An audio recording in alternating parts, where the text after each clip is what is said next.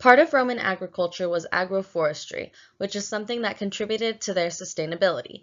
Their climate was not best for agriculture as there was an inadequate amount of rainfall and summer drought, but they used crops such as olives, vines, and orchard trees that could efficiently withstand the conditions.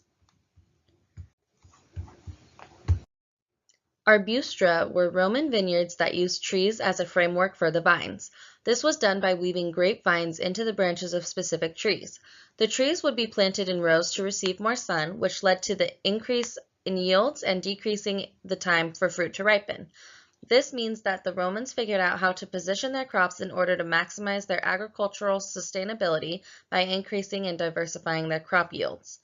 The Romans had also been aware of the danger of planting crops near other plants that could cause any unfavorable traits, such as a different taste.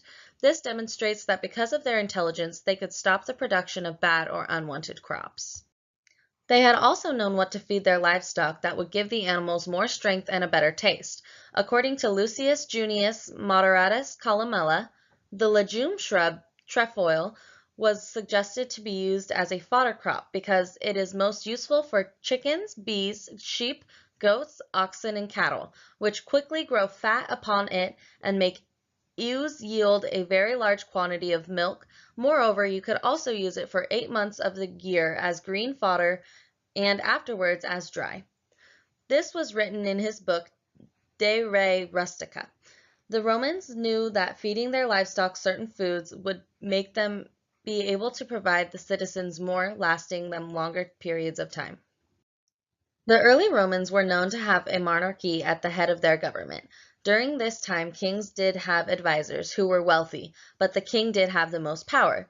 In 509 BCE, the Romans decided to overthrow their Etruscan kings after them ruling their government. They found their courage after the rape of Lucretia.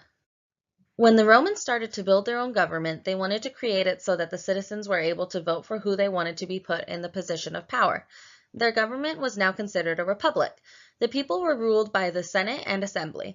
The two consuls, who are referred to as patricians, were elected almost every year. The Romans chose to set their government this way because they wanted to spread the power around and not let it be set up for only two leads.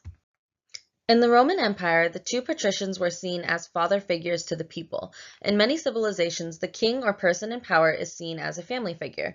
When the Romans finally became a republic, the people were able to have a say. Many of them formed a group known as the commoners.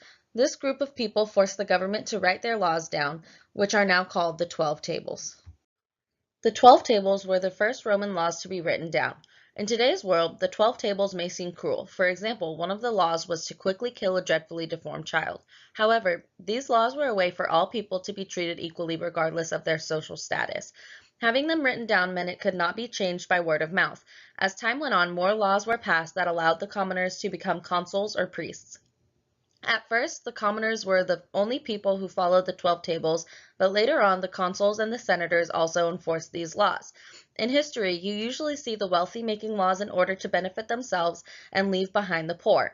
But when there is an unbalanced amount of power in a society, it usually results in wars.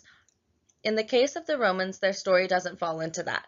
They made many compromises, which is one of the reasons why their empire was able to be such a successful government.